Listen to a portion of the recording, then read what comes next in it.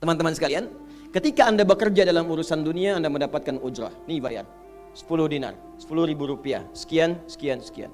Ketika Anda kerjakan untuk misi akhirat supaya bekal untuk pulang, bukankah 10 juta ditabung, tabung, bikin rumah kan? Beli pakaian yang elok, beli kendaraan. Sama persis, Anda sholat itu diberikan juga bayarannya. Diberikan juga pokok pemberiannya.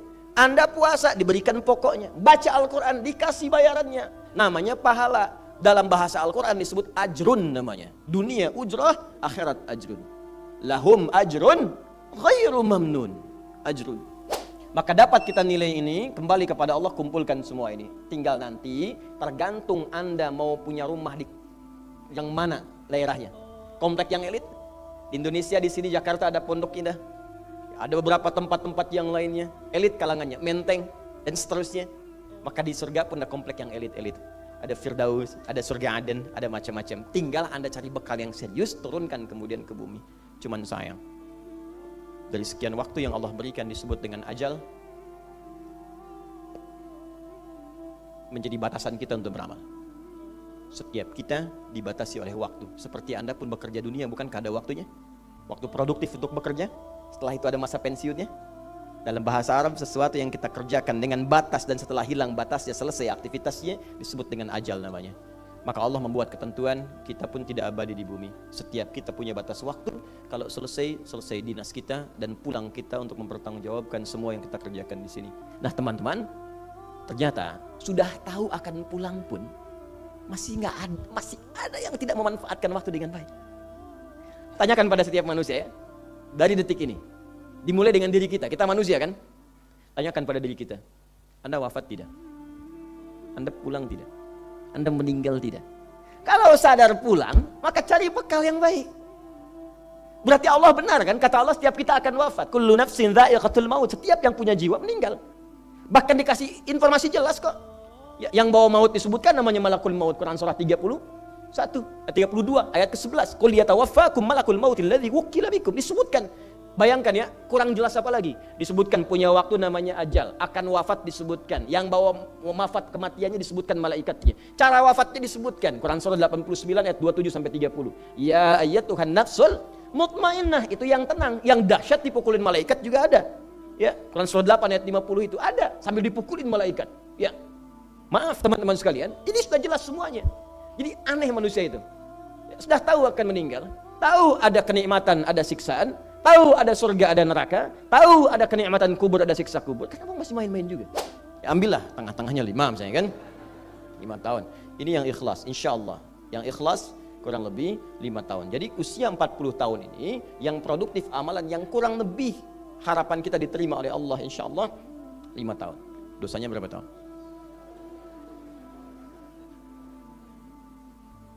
Dan masih bisa tertawa. Dan masih mengharap surga. Masih ingin ke surga Firdaus, masih ingin mendapatkan segala hal yang istimewa. Sementara kita sadar, gini caranya begini. Coba ucapkan dengan kalimat yang lantang bahwa Anda tak punya dosa. Kalau tak mampu berarti punya dosa. Ucapkan Anda sudah siap ke surga. Kalau tak mampu, amalnya masih kurang. Jadi kalau sudah merasa amal masih kurang, dosa banyak, terus masih main-main juga. Sudah tahu usia sudah di atas ini, ada yang 50, 60 tahu, waktunya sedikit. Yang kemarin-kemarin banyak yang sia-sia. Jadi kalau yang kemarin-kemarin kurang, masa sisanya masih dikurangi juga? Anda 40 tahun, 50 tahun, 60 tahun. Sekarang anak 4, 5 tahun, bahkan matanya buta, ada laki-laki, ada perempuan, sudah jadi penghafal Quran. 5 tahun hafal Quran. Belum baligh. Dan berharap punya bekal di hadapan Allah.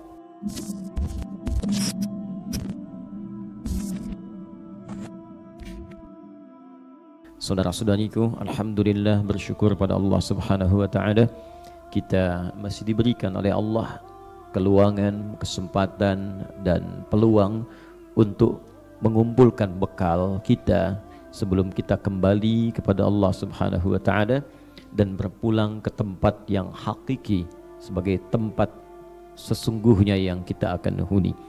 Setiap manusia mesti menyadari bahwa di dunia itu sesungguhnya sedang membawa misi, bukan tujuan hidup. Seperti halnya Anda berangkat ke kantor untuk mencari bekal, guna dibawa ke rumah. Rumah tempat untuk istirahat, rumah tempat beraktivitas, bercengkrama dengan keluarga, maka Anda keluar rumah untuk kembali lagi ke rumah. Rumah besar kita yang sesungguhnya, kita itu ditetapkan oleh Allah mendapatkan tempat di surga. Bertugas ke dunia mencari bekal untuk menempati rumah itu dengan bekal sempurna, sehingga dengan bekal itu kita bisa mendesain rumah kita dengan fasilitas-fasilitas yang luar biasa. Karena itulah ketika Allah menciptakan Adam alaihi salam dan menyebutnya dengan nama baru di antara sekian makhluk yang sudah ada. Ada malaikat sebelumnya, ada jin sebelum kita. Quran surah ke-15 ayat ke-27. Wal janna khalaqnahu min qablu min naris samum. Maka dengan nama yang berbeda, bukan malaikat, bukan jin, tapi bashar. Quran surah ke-15 ayat ke-28. Wa idh qala rabbuka lil malaikah, ketika Rabbu Muhammad sallallahu alaihi wasallam menginfokan kepada malaikat dan jin yang sudah ada sebelum kita bahwa aku akan mencipta makhluk baru, bukan malaikat, bukan jin, dengan tugas yang berbeda. Ya, inni khaliqum basyara, akan mencipta makhluk baru namanya bashar. Maka diberi nama ia dengan Adam, manusia pertamanya. Quran surah kedua ayat 31. Wa 'allama Adamal asma'a kullaha. Lalu diberikan fungsinya berupa misi kehidupannya, sehingga membedakan dengan malaikat dan jin, sekaligus menunjukkan bahwa setiap ciptaan Allah itu selalu ada fungsinya. Mustahil tercipta sekecil apapun makhluk kecuali pasti ada manfaatnya. Quran surah ke-2 Al-Baqarah ayat ke-26. Innallaha la yastahi ay yadriba mathalan ma ba'udatan fama fawqaha. Bahkan sekecil nyamuk dan lebih kecil daripada itu pasti ada manfaatnya. Bahkan kata Allah, setiap yang lebih kecil dari itu pun pasti ada manfaatnya. Lalu bagaimana dengan manusia yang lebih besar daripada itu? Nah, maka apa fungsinya? Fungsi hebat dan mulia ini, sampai untuk menjabarkan fungsi ini mesti ada makhluk baru yang gak bisa dilakukan fungsi ini oleh malaikat, tidak bisa dikerjakan oleh jin. Mesti ada makhluk yang spesial. Maka turunlah Quran surah kedua Al-Baqarah ayat ke-30 itu untuk menjelaskan misi mulia ini. Ya, wa idh qala rabbuka lil malaikati inni ja'ilun fil ardi, bukan fis sama. Ingat, fil ardi bukan fis sama. Ketika Rabbu Muhammad SAW, Allah Subhanahu wa taala menginfokan pada malaikat dan kalangan sebagian jin yang ada pada saat itu, aku akan menetapkan sebuah misi di bumi untuk makhluk baru ini. Ya, fil ardi khalifah, menjadi khalifah di bumi, bukan di langit. Ya, tapi ingat, yang paling menarik sebelum turun ke bumi diperkenalkan dulu dengan tempat mulianya, tempat tinggalnya yang istimewa di langit. Ini tempat abadinya. Maka disebutkan Quran surah kedua Al-Baqarah ayat ke-35. Wa qulna ya adamuskun anta wa zawjukal jannah.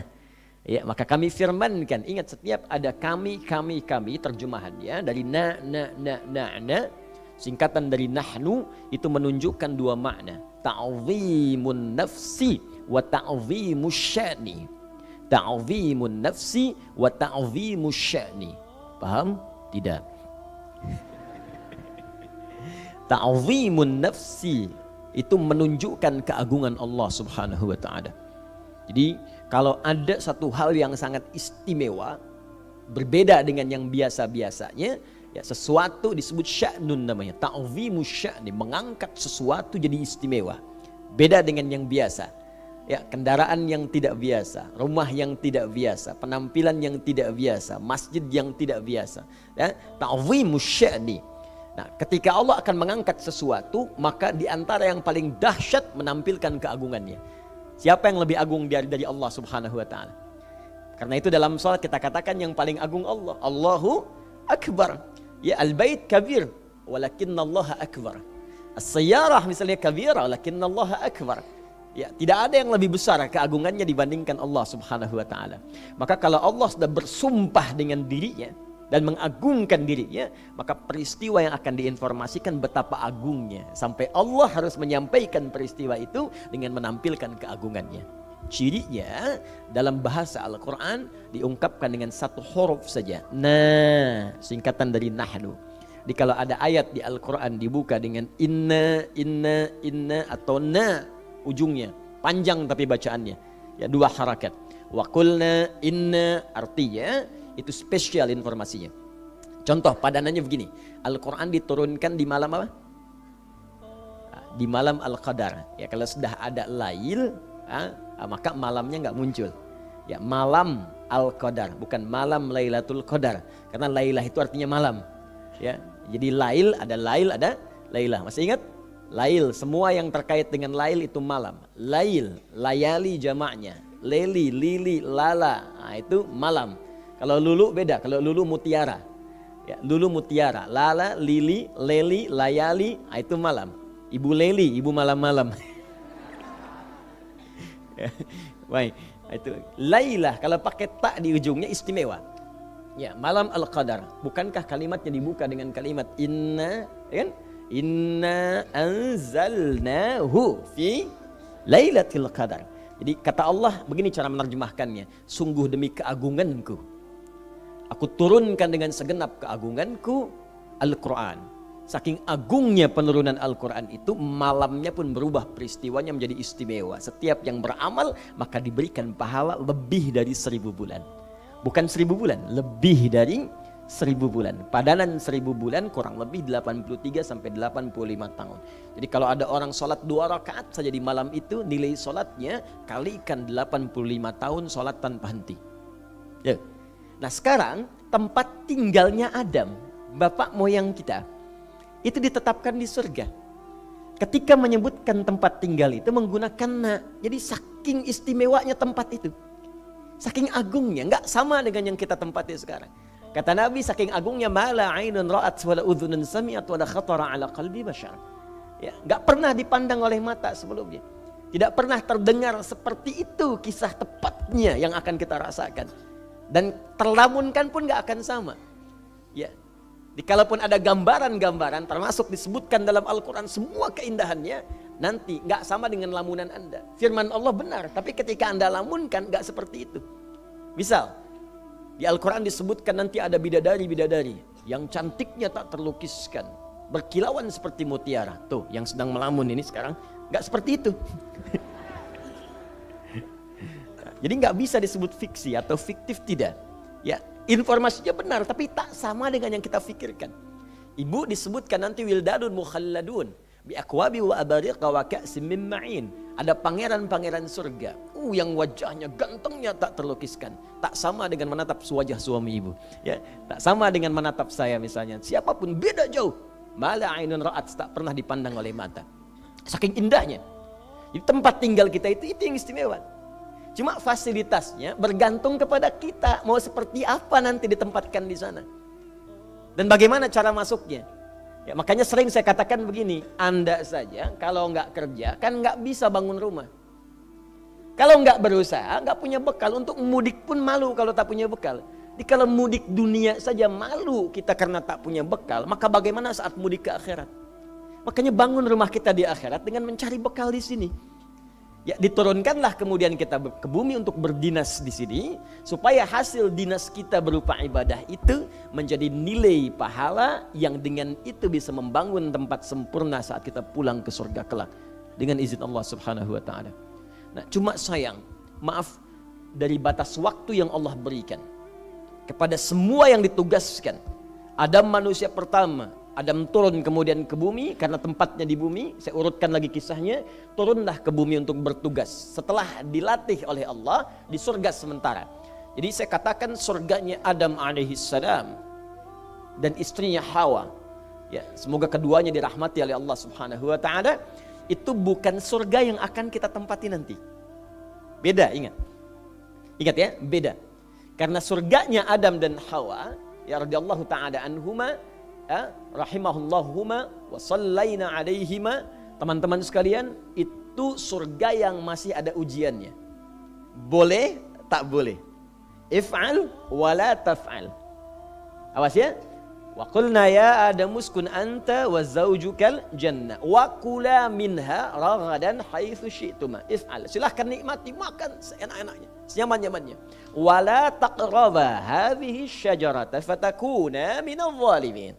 Tapi jangan dekati yang ini, jangan, enggak boleh. Jadi di surga itu masih ada yang enggak bolehnya. Sedangkan surga yang akan kita tempati nanti semua boleh. Ya, sudah nggak ada perintah, sudah nggak ada larangan, tinggal kenikmatan saja. Di surga kelak nanti udah nggak ada sholat lagi. Nah, jadi jangan punya harapan nanti kalau saya ke surga mau tahajud, terlampau soleh. Udah pokoknya tinggal nikmat aja, mata sytahian fusukum. Jadi yang paling nikmat silakan nikmati, dan nggak ada larangan. Bahkan yang haram-haram di dunia itu menjadi halal saat di akhirat nanti. Ya, ada beberapa bagian-bagian khamar dan seterusnya. Dan desainnya beda, indah, enak. Nah, kalau pengen, siapkan dari sekarang. Siapkan. Maka ketika tuntas pelatihannya, diperkenalkan. Nanti ini yang boleh, ini yang tidak boleh. Sebagai ujian pertama, ini musuhnya. Ya, dari iblis bertransformasi jadi setan. Ya, makanya di ayat 36-nya setannya disebutkan. Fa'azallahuma syaitanu anha fa'akhrajahuma mimma kana fi. Ini musuhnya, ini yang harus dikerjakan, ini yang harus ditinggalkan. Training sebelum turun ke bumi. Setelah selesai trainingnya, lengkap pelatihannya, turunlah kemudian ke bumi dengan bekal yang Allah berikan. Turun Quran surah kedua ayat 38. Qul nahbitu minha jami'a fa imma ya'tiyannakum minni hudan faman tabi'a hudaya fala khaufun 'alaihim wa lahum yahzanun. Adam, Hawa, turun kalian semua ke bumi. Mulai berpetualang di bumi. Ya, untuk mengenal bumi itu dipisahkan keduanya. Ya, Adam turunnya di kisaran Asia Selatan, ada yang menyebutkan India. Hawa turunnya di kisaran sekarang jadi wilayah Saudi Arabia, di wilayah Jeddah. Karena itu ada yang menyebutkan Jeddah disebut dengan Jeddah karena nenek kita pernah turun di situ. Ya, di wilayah Jeddah sekarang, kalau dari pantai Laut Merah itu ada yang menyebut Masjid Terapung, Masjid Ar-Rahmah itu ya. Anda lurus di situ, ya, agak sedikit lah mungkin 300 meteran ke depan itu, nanti ada perempatan. Ya, lurus kanan dengan kiri dari arah kita datang. Setelah sepeda ontel besar. Ada yang menyebut sepeda ontel Nabi Adam katanya. Orang-orang lokal itu cuma candaan-candaan saja. Itu sebelah kanannya ada sekat dengan batuan bata merah. Dituliskan Maqbarah Sayyidah Hawa, kuburannya Sayyidah Hawa. Tapi sejarawan lokal menyebut itu bukan kuburan Sayyidah Hawa, tapi tempat pertama kali beliau turun di situ. Ada yang menyebut demikian. Nah, keduanya terpisah sampai berpetualang untuk mengenal bagaimana tempat yang harus dihuni itu. Makanya sunnah kita nanti kalau ingin menempati sesuatu, kenali dulu tempatnya. Ada apa di situ? Apakah ada peluang untuk ibadah? Anda mau pindah rumah, cek dulu masjidnya ada enggak? Tempat ta'limnya ada enggak? Enak enggak sholat 5 waktunya? Nyaman tidak tinggalnya? Apa tantangan-tantangan maksiat yang hadir di sekitarannya? Bagaimana keadaan orang-orangnya? Itu sunnah. Makanya orang tua kita pertama kali saat diturunkan, selain karena hikmah-hikmah yang lain dengan kisah berbeda, salah satunya untuk mengenal wilayah. Adam turun di Asia Selatan, yang menyebutkan India, istrinya turun di Jeddah, berpetualang berjalan sampailah bertemu di satu titik, dari kejauhan terlihat ya saling mengenali. Wah, itu kayaknya saya kenal tuh. Kayaknya juga saya nggak asing gitu kan. Nah, memang pasti mengenal karena kan cuma 2 orang saya tuh di bumi. Nggak ada yang lain kan, turun gitu. Dalam bahasa Arab mengetahui disebut arafah. Kalau banyak yang diketahui sifatnya arafah pakai ta. Kalau lebih banyak lagi jamakkan Arafat. Arafat, maka wilayahnya sampai sekarang disebut dengan Arafah. Padang Arafah. Ada riwayat lagi menyebutkan itu terkait dengan Nabi Ibrahim alaihissalam ketika diajarkan manasik oleh malaikat Jibril, lalu mengatakan Araftul an. Saya tahu sekarang, maka disebut dengan Arafah. Maka memuncak kerinduannya, naiklah ke atas bukit kemudian. Ya, di bukit itu bertemu keduanya, bertobat kepada Allah, sehingga diabadikan di Quran surah ke-7 ayat 23 itu dengan kalimat Rabbana zalamna anfusana wa illam taghfir wa tarhamna lanakunanna minal khasir. Membuncah kerinduannya, kemudian bersatu di situ sebagai keluarga. Sesuatu kerinduan yang terpancarkan dengan kuat dan kasih sayang yang tanpa batas, itu disebut dengan rahmah namanya. Sifat Allah pemberi sayang tanpa batas disebut dengan rahim. Maka sampai sekarang tempatnya disebut dengan Jabal Rahmah. Maka berkeluarga di situ sampai turun keturunan-keturunan menyebar ke seantara bumi yang telah dijelajahi tadi. Maka disebutlah keturunannya dengan Bani Adam. 7 kali disebutkan dalam Al-Quran. Ya Bani Adam, Quran surah 7 ayat 31, khudzu zinatakum 'inda kulli masjid. Menyebar setiap anak cucu Adam, maka disebut dengan manusia. Nas 241 kali disebutkan dalam Al-Qur'an. Quran surah ke-49 ayat 13. Ya ayyuhan nasu inna khalaqnakum min dzakarin wa untha wa ja'alnakum syu'uban wa qabaila lita'arafu inna akramakum 'indallahi atqakum. Maka anak cucu Adam manusia itu menyebar, kata Allah. Ada laki-laki, ada perempuan. Jadi cuma 2 jenis anak cucu Adam. Ya. Jadi kalau ada anak cucu Adam, manusia itu cuma 2. Kalau bukan laki-laki, apa? Perempuan. Jadi kalau ada yang bukan laki-laki, bukan perempuan, patut ditanya itu. Dan kita doakan supaya kembali pada fitrah yang sesungguhnya, bagian dari anak cucu Adam. Menyebar mereka. Syu'aba wa qabail, bisa beda tempat, beda daerah, bahkan satu tempat pun kabilahnya, sukunya bisa tidak sama. Marganya bisa beda. Ya, marganya bisa beda, tidak sama. Maka dari penyebaran-penyebaran ini beraktivitas kuncinya satu. Semuanya kata Allah setiap personalnya. Nas menunjuk pada semua. Setiap personal berubah jadi ins. Disebutkan 18 kali dalam Al-Quran bersanding dengan jin. Walaupun menyebar dimanapun, setiap personalnya tetap punya misi yang harus dibawa untuk ibadah. Maka turunlah Quran surah 51 ayat 56 untuk menegaskan kembali. Wa ma khalaqtul jinna wal insa illa. Maka setiap kita mesti ibadah. Wujudnya amal saleh. Berbuat yang baik-baik. Ada perbuatan baik terkait dengan Allah, maka menjadi ritual. Salat saleh, tak salat tidak saleh. Puasa saleh, tak puasa tidak saleh. Baca Al-Quran saleh, tak baca Al-Quran tidak saleh. Ada terkait kita hubungan dengan manusia, lingkungan sosial, hablu minan nas. Jujur saleh, dusta salah. Awas, tawadhu saleh, sombong salah. Maka itu keseluruhan disebut dengan amal saleh. Maka manusia setiap personal tadi diminta menyusun kurikulum kehidupannya di bumi, bikin aktivitas dari bangun tidur sampai dengan tidur kembali. Saat beraktivitas namanya berubah lagi. Dari ins menjadi insan. Insan disebutkan 65 kali dalam Al-Quran. Manusia yang tidak punya kurikulum dari bangun tidur sampai tidur untuk beramal soleh. Bagaimana caranya bangunnya soleh, ke kamar mandi soleh, berangkat kerja soleh, makan soleh, berpakaian soleh, supaya punya nilai. Orang yang tidak merencanakan perbuatan menjadi soleh, maka rugi dia. Setiap waktunya rugi. Setiap waktu yang diberikan pada kita untuk dikerjakan dalam bahasa Arab disebut asrun namanya. Waktu nama umumnya ketika menjadi momentum untuk beraktivitas jadi asrun. Maka turunlah Quran surah 103 untuk menggabungkan kalimat asrun, amal soleh dan insan. Wal asr, demi waktu yang aku berikan pada manusia untuk beraktivitas. Innal insana. Perhatikan pada keindahan bahasa Al-Quran. Kalau bukan Allah yang berfirman, mustahil diksinya sempurna. Bukan ins, tidak Bani Adam, bukan pula An-Nas, dan tidak juga Bashar. Kata Allah, wal asr, innal insana. Sungguh setiap manusia yang beraktivitas memanfaatkan waktu itu, lafi khusr. Ada yang berpeluang rugi. Illal ladzina amanu wa amilus salih. Kecuali orang-orang yang beriman, yang dengan imannya itu membimbing dia untuk beramal saleh. Jadi ternyata bekal untuk pulang itu ketika kita diminta ibadah, wujudnya sederhana, amal saleh. Iman, amal saleh. Iman, amal saleh. Pulang kita punya bekal.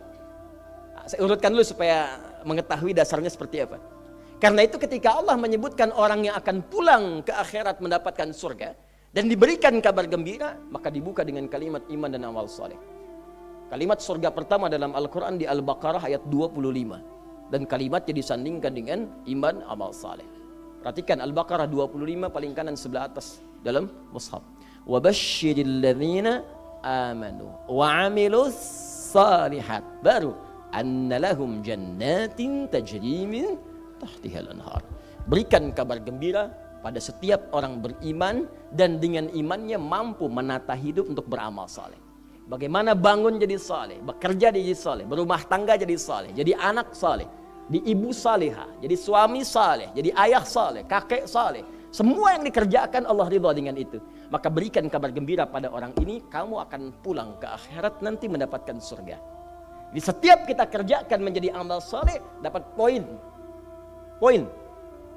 Ya.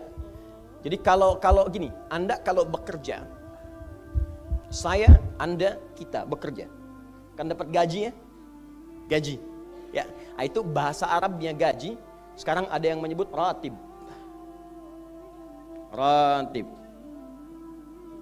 Pokoknya disebut ujrah. Pokoknya yang harus dibayar. Makanya kalau Anda ke Timur Tengah itu naik taksi, ada tulisan atasnya taksi ujrah. Ya, bukan punya si ujrah. Nanti kalau ke Mekah naik taksinya punya si ujrah, si ujrah punya banyak taksi. Ya, bukan. Itu taksi bayar. Bukan gratis, bukan free. Jadi begitu Anda keluar menggunakan jasanya, bayar, berikan pokok dari jasa yang telah dia kerjakan. Perhatikan baik-baik. Teman-teman sekalian, ketika Anda bekerja dalam urusan dunia, Anda mendapatkan ujrah. Nih bayar, 10 dinar, 10.000 rupiah, sekian, sekian, sekian. Ketika Anda kerjakan untuk misi akhirat supaya bekal untuk pulang, bukankah 10 juta ditabung, tabung, bikin rumah kan? Beli pakaian yang elok, beli kendaraan. Sama persis Anda sholat itu diberikan juga bayarannya. Diberikan juga pokok pemberiannya. Anda puasa diberikan pokoknya. Baca Al-Quran dikasih bayarannya. Namanya pahala. Dalam bahasa Al-Quran disebut ajrun namanya. Dunia ujrah, akhirat ajrun. Lahum ajrun ghairu mamnun. Ajrun. Berapa ukurannya? Minimal 10. Turun Quran surah ke-6 ayat 160. Ya, kita keluarkan supaya terukur. Ya. Setiap pekerjaan dunia menjadi nilai akhirat punya poin. Pekerjaannya disebut hasanah namanya. Ya. Amal solehnya disebut hasanah. Siapa yang mengerjakan di dunia pekerjaan punya nilai akhirat, amal soleh namanya hasanah. Setiap hasanah punya poin 10. Man jaa bil hasanati falahu asyru amthaliha. Siapa yang mengerjakan perbuatan di dunia dan punya nilai akhirat, bekerja dikerjakan karena Allah mencari yang halal. Tuliskan poinnya. Salat, tuliskan poinnya. Setiap pekerjaan 10. Hitungannya 1 keduanya 500 tahun, 2 ketiganya 500 tahun, 3 keempatnya 500 tahun. Jadi jangan menghitung 1, 2, 3 terlalu sedikit. Ya. Di hadis Muslim saya sering katakan ke masjid saja dapat 25 poin baru nyampe. Jarak 1 kedua 500 tahun. Jadi kalau ada yang tidak sholat dalam sehari, 1 kali sholat kehilangan 10 pahala kali 500 tahun. Dia kehilangan pahala 5.000 tahun. Ya, dosanya berapa? Nah, makanya sering kita bermohon begini, ya Allah, jadikan semua perbuatan duniaku punya nilai akhirat supaya ditampakkan di akhirat. Di hasanah dunia ini akan ditampakkan saat dihisab di akhirat. Makanya sering kita katakan, ya Al-Baqarah ayat 201, wa minhum may yaqulu rabbana atina fid dunya hasanah. Ya Allah, jadikan semua kegiatan duniaku hasanah. Namaku sudah hasanah ya Allah. Perbuatanku belum tentu. Ya sudah suami namanya Hasan, ya istri Hasanah, anaknya Husna, ya kan? Yang laki-laki Husain, tuh. Semua kumpul, tapi kalau pekerjaannya tidak demikian menjadi amal soleh, nggak terkumpul ini. Ya, dan akhirat pun nampakkan lagi hasanahnya. Maka diteruskan ayatnya, wa fil akhirati hasanah. Makanya saat di akhirat itu ditampakkan, faman ya'mal mithqala dzarratin khairan yarah. Ya, makanya kalau mau mithqal, yang khairan yarah. Jangan yang syarran yarah. Ya, pada yang baik-baik, miskol tahajud, miskol untuk baca Quran, ya, miskol untuk bisa tilawah, miskol untuk mengingatkan puasa sunnah, itu khairan yarah. Ya, miskol pada yang tidak bagus, tinggalkan, itu syarran yarah. Ini balik sini. Maka dapat kita nilai ini, kembali kepada Allah, kumpulkan semua ini. Tinggal nanti, tergantung Anda mau punya rumah di yang mana daerahnya. Komplek yang elit. Di Indonesia, di sini Jakarta ada Pondok Indah. Ada beberapa tempat-tempat yang lainnya, elit kalangannya, Menteng, dan seterusnya. Maka di surga pun ada komplek yang elit-elit. Ada Firdaus, ada surga Aden, ada macam-macam. Tinggal Anda cari bekal yang serius, turunkan kemudian ke bumi. Cuman sayang, dari sekian waktu yang Allah berikan disebut dengan ajal, menjadi batasan kita untuk beramal. Setiap kita dibatasi oleh waktu. Seperti Anda pun bekerja dunia, bukankah ada waktunya? Waktu produktif untuk bekerja, setelah itu ada masa pensiunnya. Dalam bahasa Arab, sesuatu yang kita kerjakan dengan batas dan setelah hilang batasnya, selesai aktivitasnya, disebut dengan ajal namanya. Maka Allah membuat ketentuan, kita pun tidak abadi di bumi. Setiap kita punya batas waktu, kalau selesai dinas kita dan pulang kita untuk mempertanggungjawabkan semua yang kita kerjakan di sini. Maka turun Quran surah ke-7 ayat 30 berapa? 4 untuk menggambarkan ini. Walikulli ummatin ajal, fa idza jaa ajaluhum la yastakhiruna sa'ata wa la yastaqdimun. Setiap umat seluruhnya tanpa kecuali itu pasti punya batas waktu untuk beraktivitas dan selesai pulang. Aktivitas kita ketika bergerak mencari kehidupan ma'isyah, pekerjaannya disebut dengan asya. Diingatkan kalau harakat fathah turun ke bawah kasrah artinya selesai harakatnya, hilang pekerjaannya. Dari asya menjadi isya. Setiap hari diingatkan kita dengan salat isya. Hei, seaktif-aktifnya Anda, sesibuk-sibuknya akan selesai semua itu dan semua kita akan pulang. Bukankah setelah isya kita terpejam? Itu kan latihan. Makanya dalam doa saat akan tidur jadi disebutkan bisikallahumma amutu wa ahya. Ada riwayat lain ahya wa amut. Riwayat populernya amutu wa ahya. Mungkin malam ini saya pulang, saya meninggal.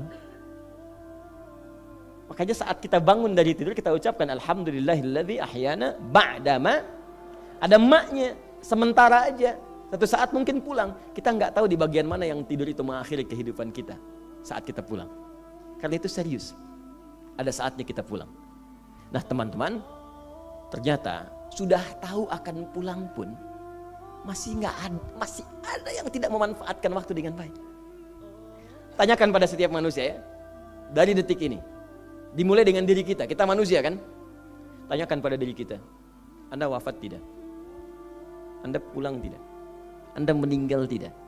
Kalau sadar pulang, maka cari bekal yang baik. Berarti Allah benar kan? Kata Allah setiap kita akan wafat. Kullu nafsin dha'iqatul maut. Setiap yang punya jiwa meninggal. Bahkan dikasih informasi jelas kok. Ya, yang bawa maut disebutkan namanya malakul maut. Quran surah 32 ayat ke-11. Qul yatawaffakum malakul mautil ladzi wukkila bikum. Disebutkan. Bayangkan ya, kurang jelas apa lagi? Disebutkan punya waktu namanya ajal, akan wafat disebutkan, yang bawa wafat kematiannya disebutkan malaikatnya. Cara wafatnya disebutkan, Quran surah 89 ayat 27 sampai 30. Ya ayyatuhan nafsul mutmainnah, itu yang tenang, yang dahsyat dipukulin malaikat juga ada. Ya, Quran surah 8 ayat 50 itu ada sambil dipukulin malaikat. Ya. Maaf teman-teman sekalian, ini sudah jelas semuanya. Jadi aneh manusia itu. Sudah tahu akan meninggal, tahu ada kenikmatan, ada siksaan, tahu ada surga, ada neraka, tahu ada kenikmatan kubur, ada siksa kubur. Kenapa masih main-main juga? Kenapa nggak dimanfaatkan? Dan dia tahu ada yang menyolatkan, ada yang disolatkan. Apa nggak sempat terfikir ketika Anda wafat siapa yang menyolatkan? Bukankah yang paling indah yang menyolatkan orang yang selama ini kita rawat? Anak yang pernah dikandung, diberikan ASI, dirawat-rawat. Anda menyiapkan apa gitu? Kita menyiapkan apa? Sayang-sayang investasi keluar banyak, ketika wafat gak bisa berlaku apapun. Bahkan ada yang sebelum wafat pun sudah dibuang dari keluarganya. Waliyadzubillah. Nah sekarang dari sekian kegiatan aktivitas kita, berapa yang sudah punya nilai di mata Allah menjadi amal saleh? Sekarang kita ukur. Ya, sekarang kita ukur. Pelan-pelan sebentar ya. Ini rata-rata usia berapa tahun? Oh baik. 40 tahun ke atas ya. Ya. Walaupun atasnya mungkin agak banyak, atas gitu ya, bagian. Nggak apa-apa. Fokus sini ya, edisi kali ini fokus saja. Biarkan saya yang datang, terangkan, tulis, hapus. Antum simak aja lah, simak, tulis dengan baik, mau ketawa-ketawa, sudah masuk surga, alhamdulillah. Sudah cukup dengan amin, lihat dulu.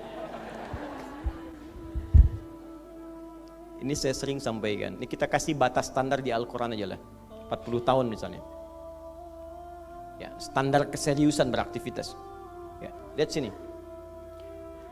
Konon dalam sebuah penelitian sederhana, manusia itu kalau dihitung-hitung aktivitasnya setengah dari usianya, itu umumnya walau tidak semuanya teralokasikan untuk tidur, beristirahat, tidur. Dari mulai lahir, bayi kecil tidur, dewasa beraktivitas, tidur siang, tidur malam, tidur macam-macam, tidur kecapean, tidur ngantuk, tidur lelah, tidur segala rupa, tidur. Setengah dari usia. Jadi kalau 40 tahun, tidurnya berapa tahun? 20 tahun. Baik. Sisanya beraktivitas, ya. Nah itu berapa tahun? 20 tahun. Jadi di sini kalau kita hitung, ya kalau beriman, alhamdulillah kita sholatnya, puasanya, baca Qur'annya, tapi juga kerjanya, tertawanya, candanya, macam-macamnya 20 tahun. Dari 20 tahun ini, berapa yang jadi aktivitas ibadah? Yang jadi ibadah berapa? Ya, jangan terlalu pesimis, ya ambil 10 tahun misalnya. 10 tahun ibadah. Jadi di sini adalah sholatnya, baca Qur'annya, puasanya dan sebagainya, sedekahnya, infaknya. Apakah semua ibadah itu langsung diterima? Belum tentu. Syaratnya ikhlas. Wa ma umiru illa liya'budullaha mukhlishina lahuddin. Quran surah 98 ayat 5. Pertanyaannya, dari ibadah yang kurang lebih 10 tahun ini, berapa tahun yang ikhlas? Ya, ambillah tengah-tengahnya 5 misalnya kan. 5 tahun. Ini yang ikhlas, insya Allah. Yang ikhlas kurang lebih 5 tahun. Jadi usia 40 tahun ini yang produktif amalan yang kurang lebih harapan kita diterima oleh Allah insya Allah 5 tahun. Dosanya berapa tahun?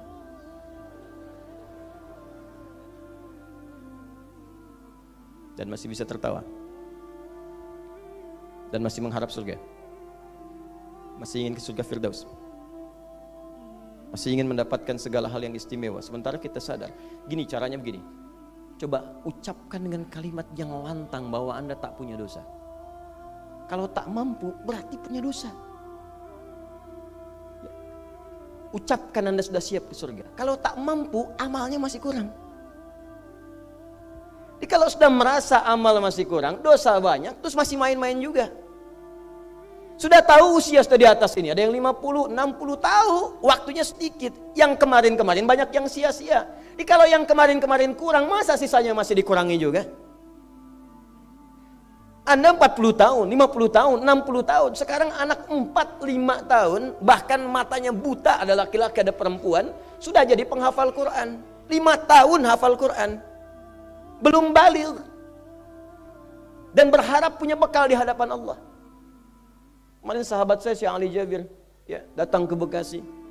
Cerita tentang Kaila, anak 5 tahun, mata buta.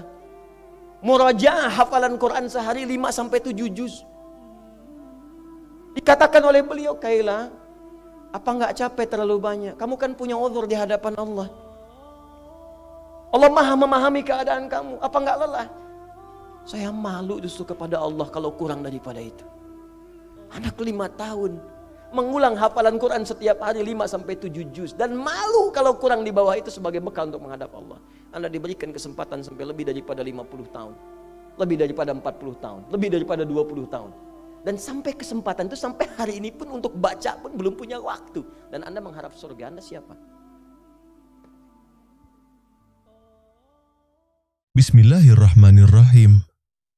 Alhamdulillah, kita telah bersama-sama mendengarkan ceramah yang begitu mendalam dari Ustadz Adi Hidayat. Beliau mengingatkan kita bahwa hidup di dunia ini hanyalah tempat singgah, tempat dinas, bukan tujuan akhir. Rumah kita yang sesungguhnya ada di akhirat, dan setiap hari yang kita jalani adalah kesempatan untuk menyiapkan bekal pulang. Bekal terbaik itu adalah iman, amal saleh, dan keikhlasan. Bukan hanya ibadah ritual seperti sholat dan puasa, tapi juga amal sosial, jujur, adil, rendah hati, menolong sesama, serta menghindari sifat-sifat yang buruk. Semua amal itu ibarat tabungan yang akan kembali kepada kita di akhirat kelak. Ustadz juga mengingatkan betapa berharganya waktu. Setiap detik adalah peluang emas, dan siapa yang menyia-nyiakannya akan merugi. Amal baik kita akan dibalas berlipat ganda, seperti gaji yang kita terima di dunia, hanya saja balasan dari Allah jauh lebih indah dan kekal. Semua amal saleh itu akan menjadi bahan bangunan untuk rumah kita di akhirat nanti. Maka mari kita jadikan Islam sebagai kurikulum hidup, kita isi hari-hari kita dengan amal yang bermanfaat, dan kita berusaha menjadi pribadi yang lebih baik setiap harinya. Sebelum video ini berakhir, saya ingin mengajak saudara-saudara sekalian untuk menekan tombol like jika merasa ceramah ini bermanfaat, share agar lebih banyak orang mendapat pelajaran berharga, dan subscribe channel ini supaya tidak ketinggalan ceramah-ceramah berikutnya. Dan yang tak kalah penting, mari kita bersama-sama mendoakan Ustadz Adi Hidayat Semoga beliau selalu diberikan kesehatan, kekuatan, keberkahan, dan dimudahkan dalam setiap langkah beliau dalam menyebarkan ilmu. Jangan lupa tuliskan doa dan harapan terbaik untuk beliau di kolom komentar. Semoga doa kita bersama menjadi amal kebaikan yang Allah terima. Terima kasih telah menonton sampai akhir. Semoga Allah memberi kita kekuatan untuk mengamalkan ilmu ini dan menjadikan kita semua hamba-Nya yang selamat, dunia dan akhirat. Wassalamualaikum warahmatullahi wabarakatuh.